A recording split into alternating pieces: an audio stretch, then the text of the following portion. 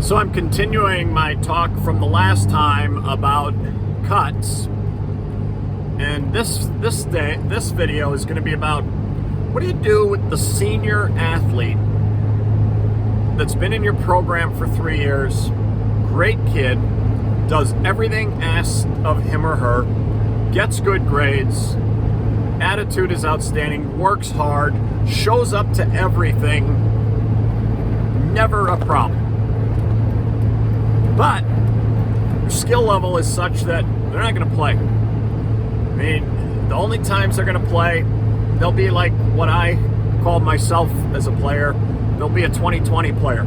It's not because I had great vision, although I did, but it's because I went in when we were up 20 or down 20. That's who this kid is going to be. And that's not easy to be as a senior, because this is it. This is the end of your experience. And I don't want to say it takes a special person to be that person, because then it sounds like I'm saying that I was a special person. But it takes a special person to be that, to be able to do that. So I guess I just said it. My point is, it's not easy. I struggled so much through the years with this player, and here's why. Early on in my career as a varsity head coach, I kept that player. And because they're exactly what we want in the program. Great attitude, great effort, come to everything. They're models. They just don't have the same skill level, so they're not going to play as much. And then I had a kid, I can't remember how soon into it. A couple of years, maybe 3 years into it, as my head coaching experience, who all of a sudden turned and was not that kind of player, that kind of person in practice, and started being a pain. And then mom comes in or starts yelling at our assistant coach on the way off to the floor, and after a game. I think it's mid-January, so he hasn't played much. He knew it. We had told him when we did the cuts. I believe we had a long time ago, and after that year, I soured on that player, and I said, fine, I'm just going to cut that player.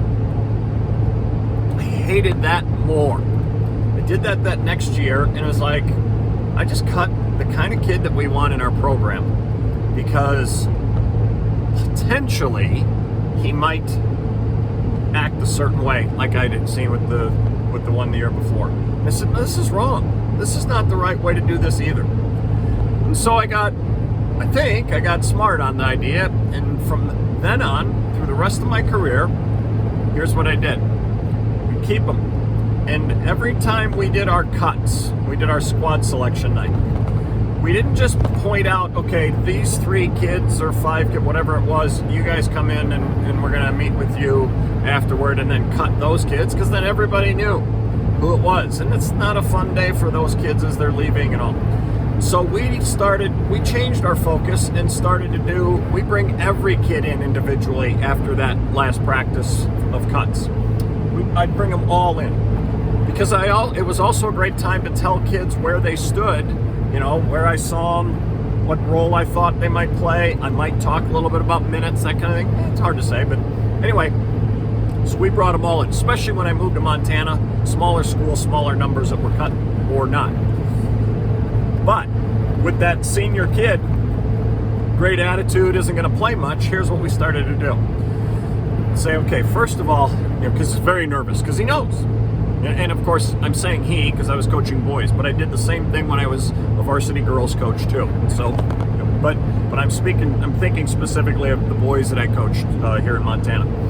And say, first of all, I want you to know that you've made the team. And you'd see, oh, thank you, coach. Oh, thank you. I mean, sometimes it was amazing. It's like, now hold on, trying to calm them down. They're so ecstatic. And I'd say, now I want you to understand, there's some, things that you have to recognize for us to keep you on the team. And they're like, okay, and they're looking. I'd say, I don't see you getting a lot of playing time. I don't see you getting the kind of minutes that I'm sure you would like. But the reason we're keeping you is you come to everything, you're a great kid, you work, outline exactly what it is, why you've kept them. and they're always thankful for saying all that, you're saying all that. And then I'd say to them, here's the deal.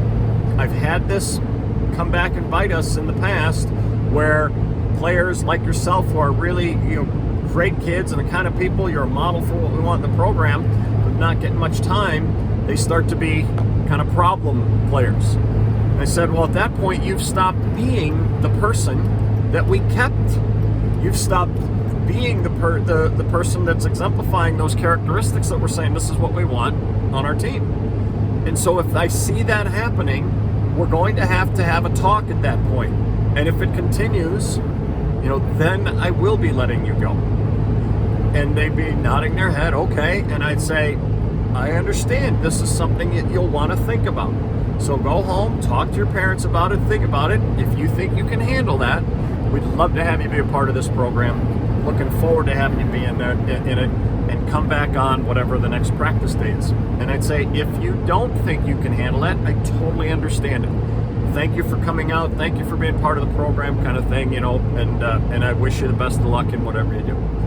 Inevitably, that kid always came back.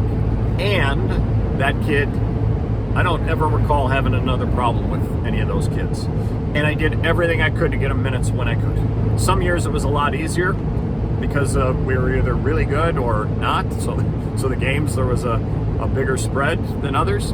But you try to do everything you can to keep that kid in the loop and get them the minutes that truly you would love to be able to give them in other circumstances. So anyway, that's my thoughts on how to deal with that kid who you want in the program. Great kid, senior, but he's not going to play or she's not going to play very much, and how to deal with that. So hope you like the concept. If you have any questions, or if you have comments about how you've handled that person, I'd love, please leave them down below so that others can see what you've done, because this is a huge issue for a lot of coaches and we really struggle with that. So anything that you can do to help us out with that, we would really appreciate it. And and not sure what the next video will be about, but yeah, looking forward to whatever it'll be. Talk to you then.